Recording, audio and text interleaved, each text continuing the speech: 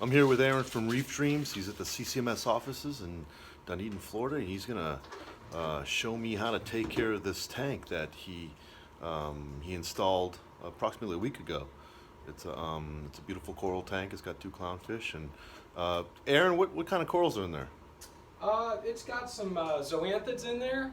It's got a trumpet coral, also called a candy cane coral, and it's got a toadstool coral right now. Got it.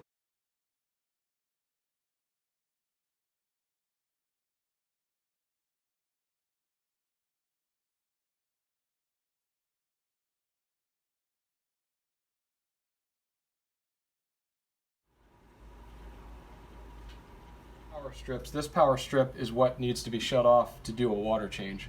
So that way you just have to flip the one switch on the power strip and it'll shut everything off you need to instead of pulling plugs on certain things. We are hooking up the battery backup to power just the pumps and the auto top off during a power outage. We're not going to power the lights during a power outage because they aren't necessary.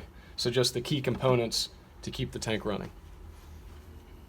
So you want to replenish it with fresh water. If you replenished what evaporated from the tank with salt water, the salinity of the tank would continue raising until it was at a dangerous level and killed the fish.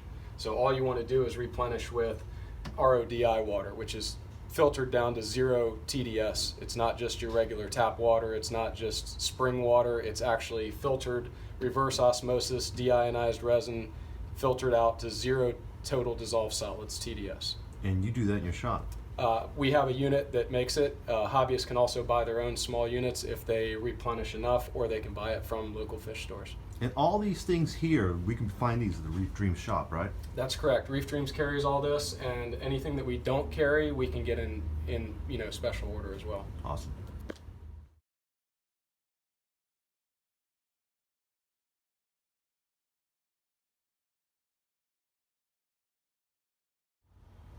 Okay, so now we're going to do a water change on this tank. It's a 30-gallon tank. We're going to do 5 gallons. We'll start by doing it weekly. As the tank matures, we could probably go to bi-weekly on it. Just depend on, how the water looks. If everything looks clear, everything's doing well. After a couple of months, we'll go to bi-weekly water changes.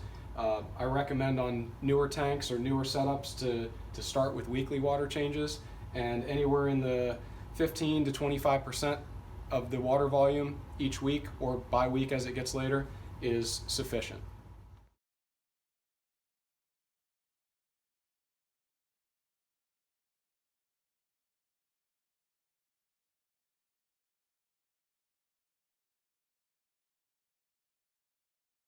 All right, so what we're going to do to start the water change is we're going to power off the power strip here that has the pumps, the heater, and the auto top off on it. Then we'll suction 5 gallons of water out into the bucket, and then we'll pour 5 gallons of new water into the bucket and pump it back into the tank. Got it.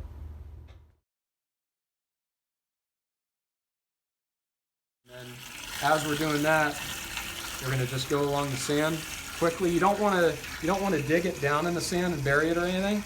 You just want to kind of go along doing this, and what that's doing is it's sucking up any of the detritus that's built up on the sand. Mm-hmm.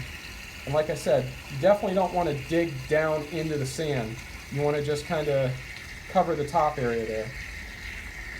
You ever accidentally suck up a fish? No. They're pretty smart. They kind of know to steer clear.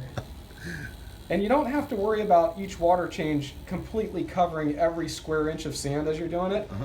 Just, each time start on one side of the tank, work your way around, and then if you don't get all of it, the next water change, do the sections that you missed. And just like the top like 1/4 inch of sand. And then you can use it to kind of push the sand back around a little bit, make it look pretty. And then just keep an eye on your bucket as you're doing it.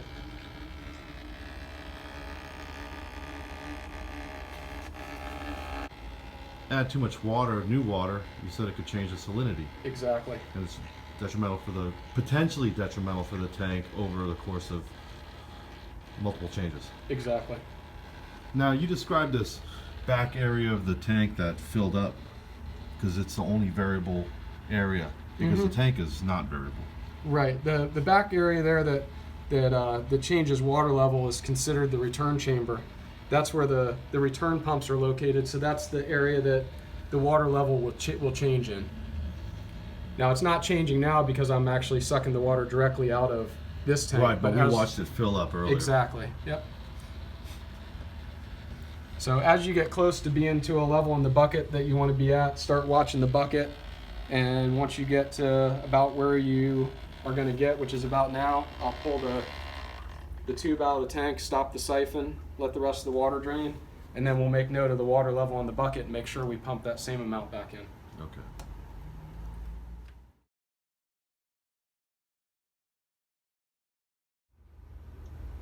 Hey Aaron, what's that funk that comes out of it? That's all the detritus. That's the fish waste, snail poop, everything you can imagine, organics that settle down on the sand bottom. So that's what we're suctioning out each water change along with the water. It's quite a change in the tank.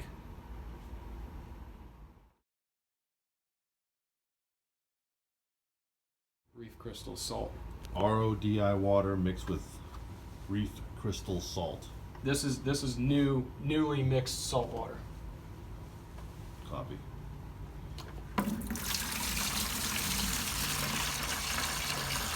So earlier we were talking about how you can just dispose of what was the wastewater called? What was in the wastewater? Detritus. Detritus. Yeah, you can just basically pour it down your driveway and let it evaporate. No harm. At a certain level, I mean, you don't want to pour hundreds of gallons down there. Well, but, no. You know, at 5 or 10 gallons, you're perfectly fine. We are near the ocean, so most drains do go to the ocean. So yeah. So we're going to fill the bucket back up to the marks we made, so that we're putting the same amount of salt water back in, so that we don't change the salinity at all.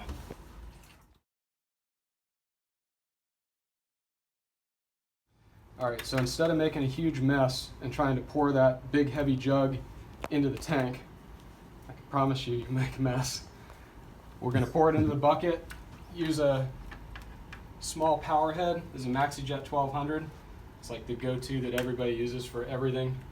And we're gonna pump the water back into the tank from the bucket.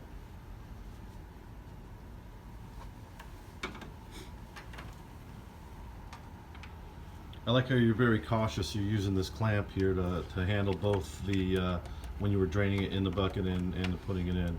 Yeah, I've had too many instances of the paying attention to something and the hose popping out of the tank and spewing water all over the floor. And being that you're in an office environment, I don't think that would be nice. It's a little different when it's in your garage. Easy cleanup, but carpets getting soaked with salt water isn't a good thing. Yeah, lady boss wouldn't be happy. No, you got to keep all the lady bosses happy. The tube somewhere that's not directly on a coral, so I've got it kind of going into some rocks there. That's a good area, and use that clamp only on that back section. Don't use that clamp like on the front glass or side glass.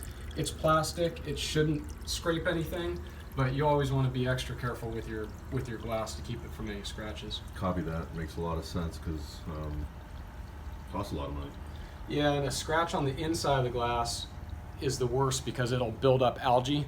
You might, when you first scratch it, or if it's a tiny scratch, you might go, oh, that's not that bad, but they will tend to get algae growth in them, and then they stand out like a sore thumb. Terrible. So, yeah, you want to be careful.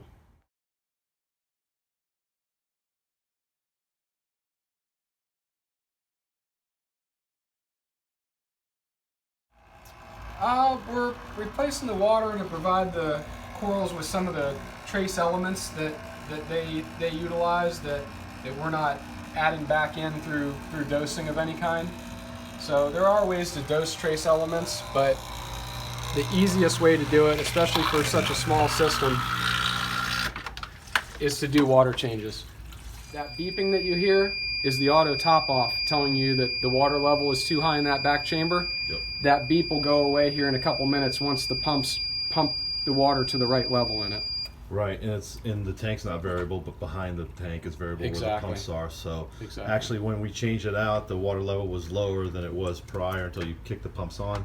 Then it came back up. And then we're just going to pour what little remaining water is in the bucket into the tank manually and carefully. And you did this after. It's also good to do it after you turn the pumps on, yes? Yep. Yeah, on some systems, when you have a sump, this is considered an all-in-one tank where the filtration and the return chamber is all built into the tank. On tanks where you have a sump down underneath that acts as the filtration area, you'll want to kick the pumps back on before you're completely done filling it with the new salt water. That way it'll get it to the right level and you'll be able to see visually how much more water you need to add to get it to, its level that it needs to be at. Okay, and we talked about the filters. We talked about the filters yesterday, and there are 2 filters in the system. There's Correct. one on either end, and to me, to the layman, they appear to be they have waste in them. They're dirty. Right. But that's good. Yeah, it's good and it's bad. I mean, the reason for them is to catch any detritus that becomes free-flowing in the water and overflows into those back chambers. But it also has beneficial bacteria in it that builds up that acts as filtration as well. Sponges, copepods, certain types of algae that are actually growing on those filters are benefits to the tank. They grow in those areas and filter from those areas instead of in the tank itself.